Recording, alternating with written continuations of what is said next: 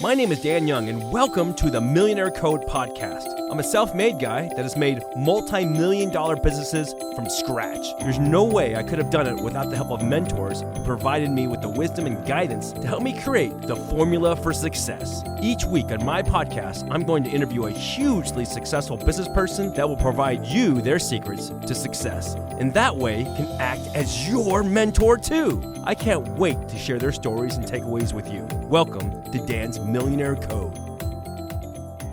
Hi, this is Dan Young. Welcome to Dan's Millionaire Code, where every week I bring you somebody who's a phenomenal entrepreneur, someone who's changing the world in a positive way. Remember, there's no subscription or fee or anything you have to buy from this podcast. The only thing I ask you to do is just a few things. One, execute what you learn here. That's so important. So if you get the advice from some of these wonderful guests, make sure you're actually doing it. Two, share it with your friends and loved ones. That would be super awesome. And three, take 10% of your net gain, if it helps you in your career, and give that to a great charity. Paul's got a great charity he's going to share with you today. But also, as you know, I personally really support Operation Underground Railroad. It's one of the big causes dear to my heart. But choose whatever you would give to and give 10% of your net gain to a great charity. So today's guest actually is awesome. Paul Cardall, he's an amazing musician, composer, songwriter, producer. He does like everything. And his music spans many genres: classical crossover, contemporary Christian, new age, all kinds of stuff. I was listening to it actually late last night. It really was pretty awesome. Helped my mind calm down after a crazy day, entrepreneur mind. And also, to give you an idea though, he's debuted albums on 8 #1 Billboard charts, 8 of those. And literally has billions of people who have downloads on Spotify and different streams out there.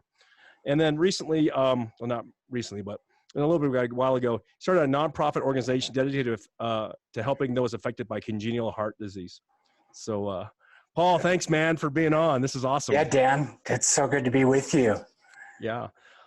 So, gosh, your career spans it has a vast history. So maybe you can give us an idea like how you got into this and, you know, to the point you are today. It's been a wild ride because, you know, all of us are trying to, when we're younger, figure out what it is that we're supposed to do. And I found I could play the piano when I was a teenager, and I was so addicted to writing songs that I was like, well, maybe this could be something I do. But the reality of making money from playing the piano, especially when you don't sing, was like ridiculous, absolutely ridiculous. But people kept asking me to play. And so that's what triggered, oh, okay, if they're asking instead of it's just my mother asking, then maybe this is a good thing. I was playing in restaurants. I was playing at Nordstrom's in Salt Lake. And really what happened was a friend of mine passed away, and I was trying to figure out life. And music always has helped me cut through the noise and the chaos. And it's helped me focus on things that really matter. So I wrote a song about this, and I shared it with his family, and just the impact that it had. So that's when, on a deeper level, I knew this was something I should be doing, is to help alleviate the suffering of other people through the music that I create. And that's precisely why my style is the way it is. So what do you think was the catalyst of all that traction? You know, there's a lot of musicians out there, they make beautiful stuff, but getting the world to actually hear it and want to share it, and really you've got a very, very phenomenal following of people. Are there any like tips you can share for other musicians that are, you know, budding and trying to get to that level like you are? You know, it's a good question because, you know, I've not had a lot of national press, and I don't play a lot of shows. So it's all been grassroots. It's people hear a song, they thumbs up it on Pandora, or they share it with somebody because it's impacted them spiritually. I've just tried to capture the pain that we all recognize from all kinds of emotions, and put that in my music, but then add this element of hope. So I'll start with like minor keys, and it'll turn into this major expression. So all of us who are experiencing all this stuff in this world, we want all that stuff lifted from us and taken from us. And music has a way to manipulate our mind so that when there's something negative, it can pull out something positive. That's why when we hear a catchy tune, we want to dance. Mm-hmm.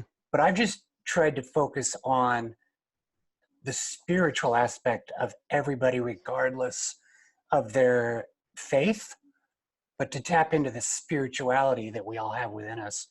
And that seems to have resonated to where now we have people in over 160 countries listening to the music. And I don't go tour over there. They hear it on streaming radio, they thumbs it up, and then they spread it. So it's been It's amazing. that's what's been amazing. There hasn't been a lot of money spent to convince people this is what you need. It's just been available. So it wasn't overnight, right? I mean, it's building that for, I mean, I think it was like 20 something years ago where we met, right? But building that momentum and that kind of viral spread of the message that you're putting out, that took some time. Yeah, I mean, with your business or anyone with their business, you don't just have success overnight. It takes time. You're constantly pushing. You're always trying to break down the next wall.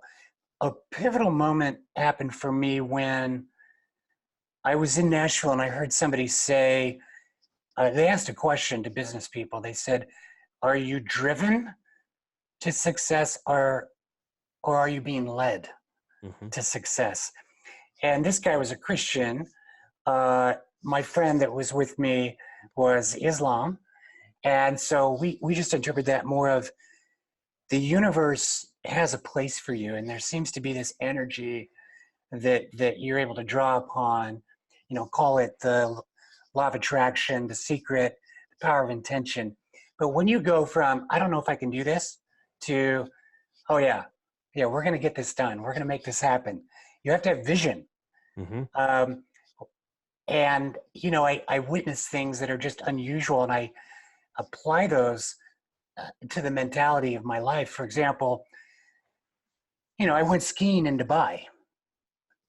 Dubai is a desert, and yet the prince over there was here in the United States, in Colorado, went and skied in Aspen, and was like, "I'd really like to do this over in my country." And they all said he was crazy, but he noticed that they make snow. So Mm-hmm. he built a massive mall. And I walked past Prada, Louis Vuitton. My wife stayed there for a while, and I went in and I skied in the Middle East on snow he had created. So when you say you can't move a mountain, this guy literally built a mountain. Yep. And so I see those things and those types of things. And when I apply all that mentality, it seems though I just send out this positive vibe that things slowly grow. Mm-hmm. Like with pop music, it's kind of like the hair. Yeah. What I do is like the tortoise. That's how you get there, right? Everyone ignores the tortoise, but the tortoise ends up winning because they just have a destination. They're not distracted by how wonderful they are. And like with my music, I try to get out of the way and not make it about me. I try to make it about the music and the listener. What inspired a lot of your music, a lot of my followers here don't know about the history you have, but you've been through some crazy struggles in life with the heart disease and things like that. You want to talk about maybe how that has affected your music and some of your passions and things like that, maybe how that connects with that? Yeah, that's a good question. Because I was born with only half a heart, and doctors telling my parents I wouldn't live very long, I grew up with this notion of I might not grow up. I'm sick. I kept surviving, and I had multiple surgeries. And so I wasn't able to do sports. And I think my mind and my brain was adjusting to music, because music is how I was able to be productive and do something where I felt like I was contributing. Um, and because my heart has been healed time and time again, and I've had to go into those deep, dark periods of loneliness and frustration over how fragile life is, I'm able to pull on that and draw on that those time periods, because it connects so much to the pain of other people. Pain is universal, and so the goal is, how do we heal that pain? How do we massage the heart? And literally, my heart's been changed. I had a heart transplant 10 years ago, and so it's been my whole life's mission to help heal hearts through music. And so everything is heart-centered in Wow. essence.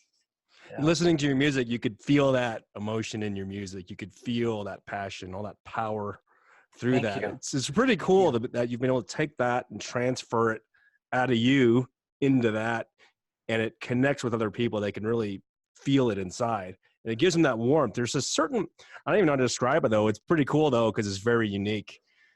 There's not a lot of music that does that to you, Oh, I appreciate that. Classical music is very complex, and everyone loves classical music. Well, musicians that love classical music, they're pretty much obsessed with like dead composers. They're all obsessed with people of the past. And so what I've done is I've taken those classical techniques and a pop song format, and I've brought those two together.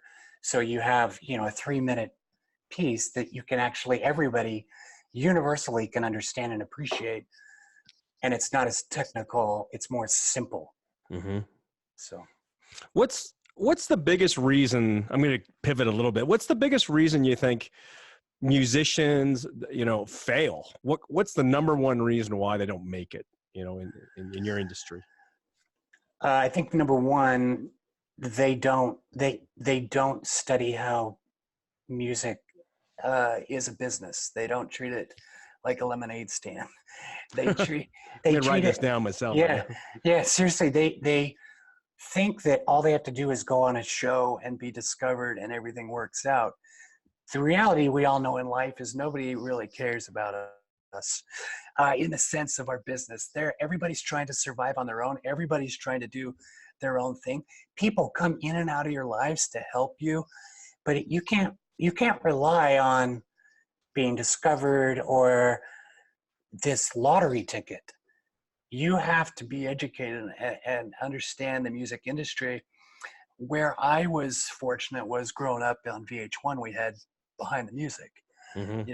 We watched everything about every heavy metal band from Motley Crue to Def. They all worked really hard to become successful. Then they all burned out, and one of them dies, and then they all get back together. And I learned about the music industry from that, in the sense of, don't do this and this and this. But how many musicians are actually paying attention to, Forbes magazine, Billboard magazine, all the trade magazines? It's like trying to build a laptop business without having any relationship with Windows or understanding how any of that stuff even works. I'm just going to go do it, Yeah. No, you've got to educate yourself. And, with what you've accomplished, you don't just go do that. You have to really understand your customers, and my fans. I call them clients. They're my clients. I care about them. I respond to every email, even if it's, 9 months later. You do respond. But I do. I don't have assistants do that. I want to personally strengthen that relationship.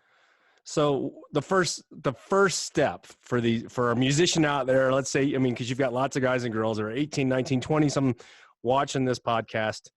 What's the first place you send them to go to get educated on how to get into this right? Well, number one, if you're playing music and somebody does not ask you to play that song again, then you got to keep working on your music. If somebody's saying, "Can you play that song?" or "I really like that song," then you have something. So don't even attempt it until you got people requesting you play. Oh, that's a good one. Yeah. I mean, the second thing is you've got to really understand the purpose of your music, your story. What is your story? What is so important about you? You know, it's like you get a bunch of kids, they set up a bunch of lemonade stands. Which lemonade is better? Why am I going to go buy? Is it because that kid is cuter, or because the other kid has dressed like they're really poor and they really need help? You know, or they hold up that sign that says my dad's broke, I need some money. You know, whatever it takes. But you have to decide what your story is, and I'm then taking notes furiously here. This is awesome. well, I'm excited to buy your first record, Dan. But you basically have to really understand who you are and where what your role is, and usually that's in a song. Um, but above all, if you're going to college and you haven't gone to college yet, study business and marketing first. Don't major in music. If you want to teach music, major in music. If you want to, you won't be listening to the Millionaire podcast. I'll tell you that much, though. If you don't go and get a business degree and really understand how it works, that is, I mean, you got to have a business mind to be able to do it, or you have to be lucky enough to have a manager who's not going to give up on you, that's going to work it for you. Well, do you manage all your own? Did you have a manager now, or? No, I had a manager briefly in Nashville because I needed him to do a specific job. But early on, I came out around the same time as Napster happened.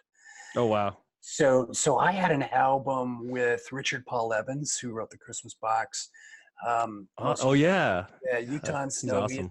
He had come to me and asked me to write music inspired by his book because everybody thought the book was true, and they wanted to know what the music was that he was hearing in the story. And he heard one of this my first album that I was pimping at Nordstrom's. I was playing at Nordstrom's, and this lady bought like all these copies and gave them to everybody. She goes, I gave it to my home teacher, Richard Paul Evans. Anyways, Richard had me write music, and I ended up signing with Virgin Records, and was down in Beverly Hills doing that whole deal. And then Napster happened, and the music industry just went kaputs. And I ended up starting my own record label, Stone Angel Music. Oh, yeah. And I had learned a lot of the job skills that each person at a record label does. At the community college, I had done public relations because of my experience at the community college in student leadership, and I ran the fine arts board. That educated that educated me on how to put on shows, how to organize events. Websites were new, and it was $300. Well, $300 back then to hire somebody to do my website. And I was like, I can buy Dreamweaver for $300. So I bought Dreamweaver, and I studied and learned it and figured out how to do it. Graphic design, I paid another person $200 just to design an album cover. It's like, Photoshop's $200. So I went and bought Photoshop and learned that. So I started wearing all the hats of the record label, and then I would freelance where I couldn't. I needed help, like a photographer, the recording studio. But eventually, over time, I would build all those qualities within myself by educating myself on what to do to keep costs low. So I kind of been wearing all the hats, and then from time to time, I'll hire people to do specific jobs that I can't do. But what I have done, which I really think has been the key to success, I've surrounded myself with the best musicians. Oh, yes. That's the key. Oh, I took the Sting method. Sting has said the only reason he is who he is because the two guys from the Police made him more famous than them. And and then he surrounded himself on those, like that first jazz album he did with Wynton Marsalis, and all these jazz players from New Orleans. And so I surrounded myself early on with the very best musicians in town. When I first started, I didn't know anything. I was like who in town is doing something where, you know, they appear to be making a lot of money. And it was Kurt Bester. Oh yeah, Kurt. So I kept knocking on Kurt's door saying, give me information. Tell me how you do this. And he was just, kid, you know, flipping his hair back. No, so he was very kind and very gracious. And I just continued to ask questions of whoever I could get a hold of in the marketplace. But working at community college, you know, I was fortunate to spend time with Harry Connick Jr. and Wow. Carrot Top. No way. All these people in the entertainment industry, and I just started picking their brains. So they were like mentors to you. They're like big brothers, big sisters, helping you. Yeah, unofficially, I made them my mentors. But yeah, you have to learn. So I pretty much had to learn how to do everything, because there is no college. There was no college at the time. Now I would recommend you go to Belmont if you want to be work in the music industry or be a musician. I would go to Belmont College. Belmont's a good school for that. It's in Nashville. Oh wow. So you intern at all the record labels and the publishing companies, and by interning you meet people, and you end up working in the music industry, and it's a lot of fun. So Paul, 10 years from now, 20 years from now, man, where do you see yourself, man? Alive. Yes. It's still on this second heart, because everybody should only get two. So I don't know. I've just been really enjoying the journey. I'm starting to be less, you know, when we're younger, we're driven and we're not led. And I'm trying to be more led in everything I do to really know what it is people need, and to be as aware as possible. And, you know, in our hometown, we have a high suicide rate. And so it's been, and I'm alive with a donor heart from a young man who took his life. So it's this irony of where I'm trying to help prevent suicide, you know, and so everything I'm doing now is attached to a greater purpose of saving lives. And I hope in the next 10 years to continue just one person at a time, keeping them here. I fought too hard to live with, you know, this scar that I have. Man. And people are just giving up. And I say, don't give up, because they'll just put you to work on the other side. Yeah. So stay here and enjoy the beautiful world we have. Man, well, you're going to live probably like 200. I hope so. I hope there's a pill. If you find a pill, let me know. I'll send you, there's another podcast I'll send you about extending your life and your telomeres and your chromosome and all this. I'll send you that. And we'll actually get that as a guest here. If a surgeon can take my heart out and raise me from the dead, I have no doubts that there'll be more stuff to keep things going. Oh man, I'm going to summarize the notes I took, guys, and I was writing like crazy on this. So just a few things. If you want to be a great musician, you should study business and marketing, a very important thing. And music is a business. It's not just you're like dabbling. You have to treat it like a business, right? It's better to be like the tortoise instead of the rabbit, right? Continually execute. Yeah. And you know, the big thing here is your story and linking that with the why of why you're making that music. That seems to be a big magic catalyst, you know, is truly your story, because it's so authentic and it's you, and other people are feeling similar emotions and pain. And so if you can connect with people, bam, right? Yeah, you really need to know who you are or have a general idea. Mm-hmm. And then the final big one I got here is surround yourself with the best, whether they officially mentor you or not. Get in there, try to meet those people, and a lot of that will rub off and you'll get it and you'll start learning, right? That's leadership. That's Lincoln and Leadership. That's the book you want to read. He surrounded himself with a lot of his enemies, who were much smarter in opposing him, and got them to like him. And so, yeah, you definitely, that's key. They will make you look amazing. That's amazing. Man, this is so awesome. Thanks. I appreciate you coming on. Yeah, man. Where can people find you and download your music and message you and interface with you? Everywhere. PaulCardall.com. I'm on Facebook, Instagram, but iTunes, Amazon. Go tell Alexis or Siri you want some of my music, and they'll play it for you. They're great receptionists. Wow. You know, I didn't have any idea how much you've grown as far as the size of your following. I looked you up on Spotify. I'm like, how many subscribers and downloads? It's amazing. I mean, wow.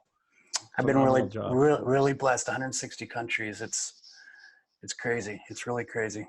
Wow. Is there any last message you want to leave the listeners with? Any last piece of advice or wisdom to help them on their journey? Just enjoy today. Enjoy who is in your life that love you. Slow down. Don't be in a hurry, because this life moves too fast. And as someone who has faced death many times, this life is worth it. And the pain we experience propels success. Use it. It's a powerful weapon to do great things. Wow, man. Paul, I thank you for taking your time out of your crazy schedule. I know how busy you are, to share this with the listeners out there. It's super valuable. I'm super grateful to have you on, man. It's Thanks, just phenomenal. All right. God bless you, man.